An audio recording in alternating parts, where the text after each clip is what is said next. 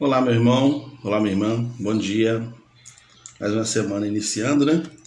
E a semana lendo a palavra do Senhor. E o texto de hoje é Mateus capítulo... Aliás, é Lucas capítulo 22, do versículo 54 até o 62, que vai dizer assim, ó.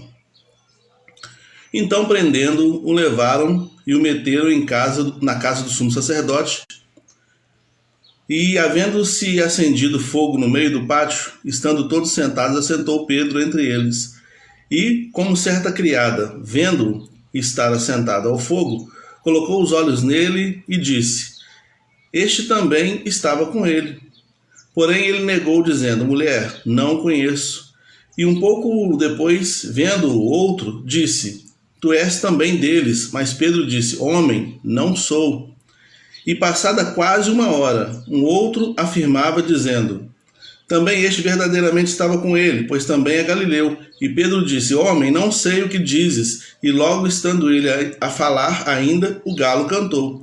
E virando-se o Senhor, olhou para Pedro, e Pedro lembrou-se da palavra do Senhor, como lhe tinha dito: Antes que o galo cante hoje, me negarás 3 vezes. E saindo Pedro para fora, chorou amargamente.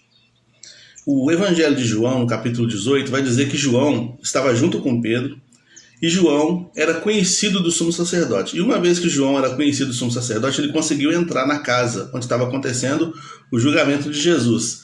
E Pedro entrou junto, estava no pátio, né? Estava ali naquele pátio, e a gente viu o texto aqui.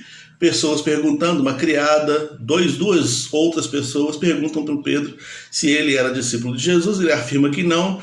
O Evangelho de Mateus, me parece, vai dizer que Pedro começou a xingar, começou a falar palavrão, xingar, para dissociar a imagem dele da figura de Jesus, porque ele temia que acontecesse com ele, talvez, a mesma coisa estava acontecendo com Jesus. Eles estavam ali para ver o desfecho das coisas. O que ia acontecer com Jesus?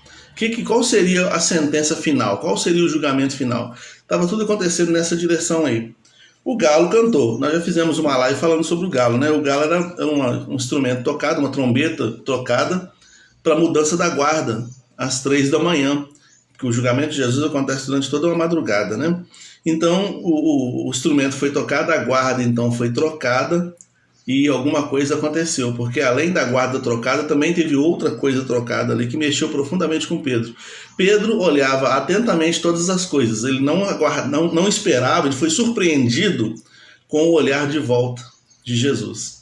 Ele estava olhando Jesus, ele estava vendo tudo acontecendo, já tinha negado Jesus 3 vezes. Quando ele nega a 3ª vez, Jesus sofrendo, a Bíblia diz que Jesus estava manietado, e estava todo enrolado com fios, todo retalhado, a pele dele toda retalhada por causa da quantidade de chicotada que ele já tinha levado, o olho talvez inchado, porque tinha tomado vários socos. Inclusive o Evangelho de João fala que ele deu uma resposta para o sumo sacerdote, quando o sumo sacerdote falou assim: o que você tem a dizer sobre a sua doutrina e os seus discípulos? Jesus fala: pergunta para os meus discípulos. Eu não falei nada em secreto, tudo que eu falei foi abertamente, no meio de todo mundo, no templo.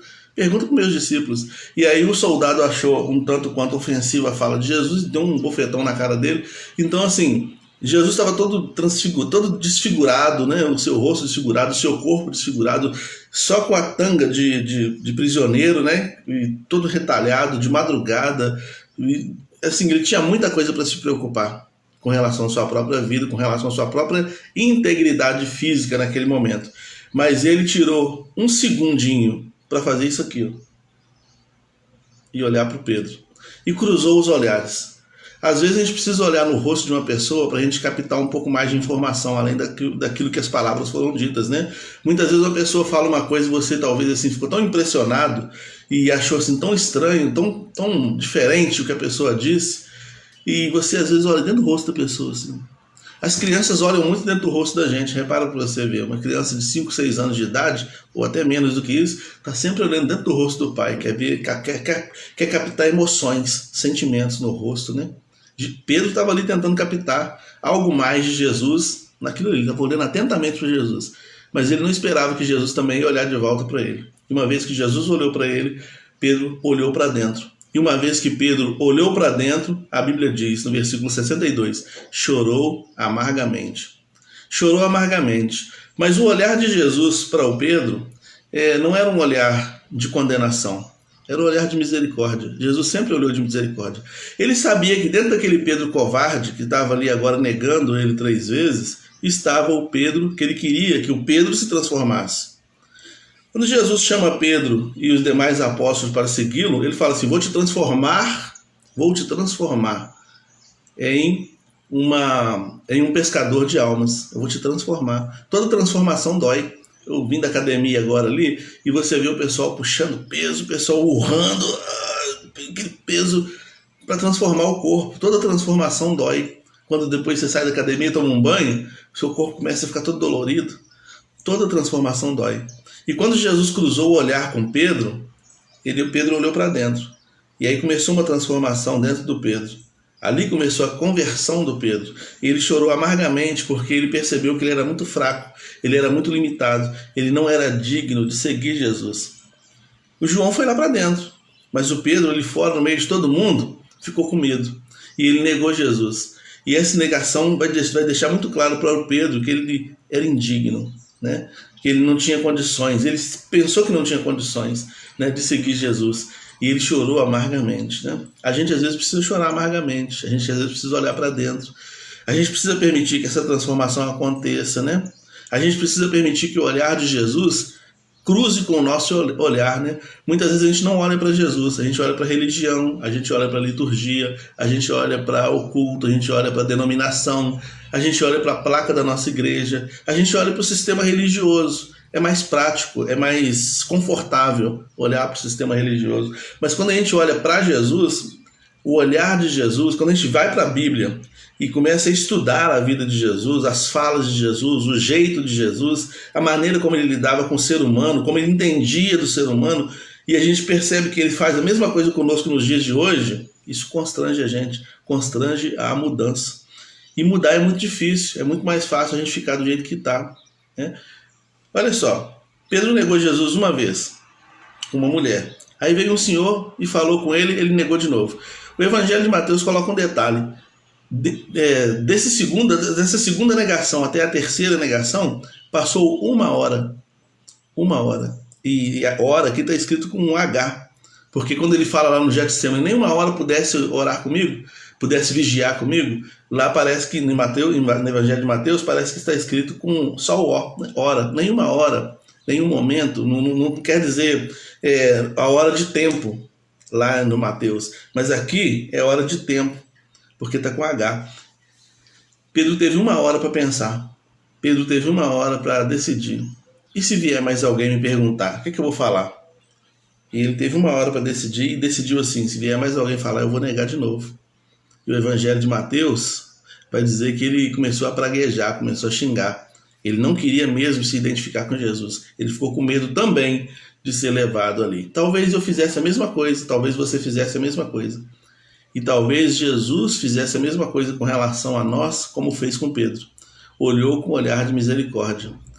Pedro, eu já tinha te avisado. Algumas horas antes eu te avisei que você me negaria e agora você me negou. O olhar de Jesus disse muita coisa. O olhar de Jesus queria dizer muita coisa e disse, e atingiu o objetivo, né, no coração do Pedro. Nós somos pequenos, nós somos fracos. Muitas vezes a gente sofre por causa do nosso orgulho, muitas vezes a gente sofre por causa da nossa vaidade. Muitas vezes a nossa vida não desenvolve, não vai para frente porque a gente não olha para dentro. Muitas vezes a nossa vida cristã não tem um avanço, um desenvolvimento, porque a gente não olha para Jesus, a gente olha para o sistema religioso, para todo o arcabouço, né, que está ao redor. Tudo isso é importante. Olhar para a religião, olhar para a igreja, olhar para a vida prática do cristianismo é sumamente importante. Mas o principal é olhar para Jesus, né? Ontem um missionário na nossa igreja falou sobre quando a serpente foi levantada no deserto e as pessoas olhavam para ela e eram curadas, né? Jesus fala, assim como Moisés levantou a serpente no deserto, também o Filho do Homem será levantado. E ele vai falar que aquele que olha para o Filho do Homem alcança a salvação, né? Nenhum sistema, nada pode nos salvar, mas Jesus pode. Foi importante aquele cruzar de olhares entre Pedro e Jesus, para que Pedro realmente entendesse que ele dependia de Jesus para tudo. Até mesmo para seguir Jesus, ele dependia de Jesus. Ele não dependia da força dele, da espada dele, da sabedoria dele, da energia dele. Ele não dependia da sabedoria dele, pelo fato de ele ser um pouco mais velho. Ele não dependia de nada disso. Ele dependia só de Jesus. E aquele olhar de Jesus estava dizendo isso para ele. E o olhar de Jesus para mim e para você está dizendo a mesma coisa. Nós dependemos dele para segui-lo. Nós não dependemos do nosso conhecimento, da nossa sabedoria. Tudo isso são ferramentas que são úteis para a nossa caminhada cristã. Mas não é o que sustenta a nossa vida. O que sustenta a nossa vida é realmente um relacionamento com ele. É dobrar o joelho, é entrar em comunhão com ele sempre, é estudar a sua palavra, é andar na presença dele. É isso que vai fazer diferença na nossa vida. É isso que vai nos transformando de dentro para fora todo dia. É olhar para Jesus e olhar para dentro. Toda vez que a gente olha para ele, ele olha para a gente, ele nos convida a olhar para dentro. E quando eu olho para dentro, eu vou vendo as coisas que eu preciso caminhar melhor, que eu preciso melhorar, que eu preciso mudar, né? Para que a minha caminhada com ele não seja uma eterna negação.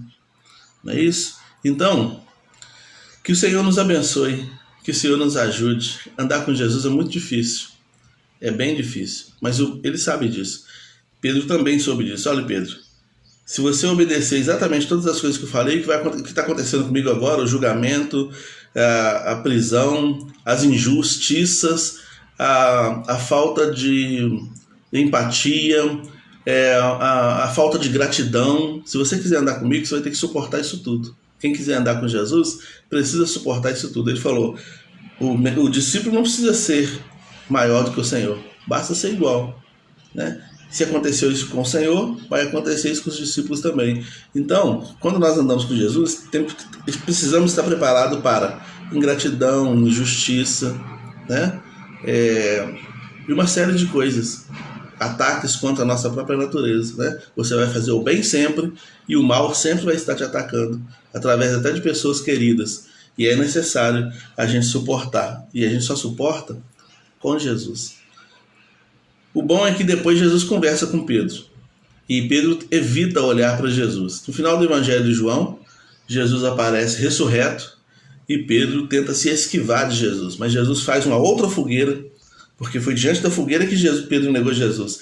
Então Jesus faz uma outra fogueira e diante de uma fogueira, Jesus arranca uma confissão de Pedro, que apesar de não se sentir agora capaz de morrer por Jesus, fala assim, eu tenho uma leve consideração pelo Senhor. E o que for possível eu vou fazer para caminhar contigo.